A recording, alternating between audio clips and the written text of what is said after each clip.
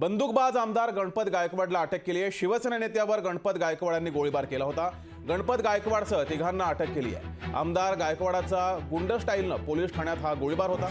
त्यांनी हा गोळीबार केला होता। दरम्यान गणपत गायकवाडांना पोलिसांची भीती नाही का, कायद्याची भीती नाही का असा सवाल यानंतर उपस्थित होत आहेत। उल्हासनगर भागात गणपत गायकवाडांचा गुंडाराज सुरू आहे का, तसेच उल्हासनगरमध्ये कायदा सुव्यवस्था उरली आहे का असे अनेक सवाल या निमित्तानं उपस्थित होत आहेत। तर महाराष्ट्रात कायदा सुव्यवस्थेचे धिंडवडे निघाल्याची परिस्थिती निर्माण झाली आहे। कल्याण पूर्व मतदारसंघाचे आमदार गणपत गायकवाडनं पोलीस ठाण्यात गोळीबार केल्याची घटना घडली आहे। या गोळीबारात शिवसेनेचे कल्याण शहर प्रमुख महेश गायकवाड यांच्यासह दोघे जण जखमी झालेत।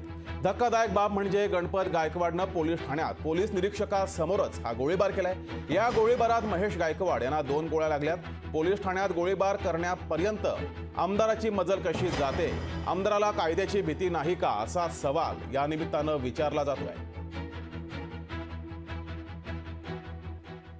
मला त्याच्यातली काही माहिती नाही याचं कारण रात्री मी उशिरात आपल्याला माहिती की 10 वाजेपर्यंत घरी आलो आणि या गोष्टीची माहिती नाही। पण शेवटी ती लढाई कशावरून आहे, पक्षावरून आहे, जमिनीच्या वादावरून आहे किंवा आपसातल्या वैरातून आहे याची मला कल्पना नाही। आणि मला तरी असं वाटतं की असं जर असेल तर त्याच्यामध्ये एखाद्या जुना वादही असू शकतो।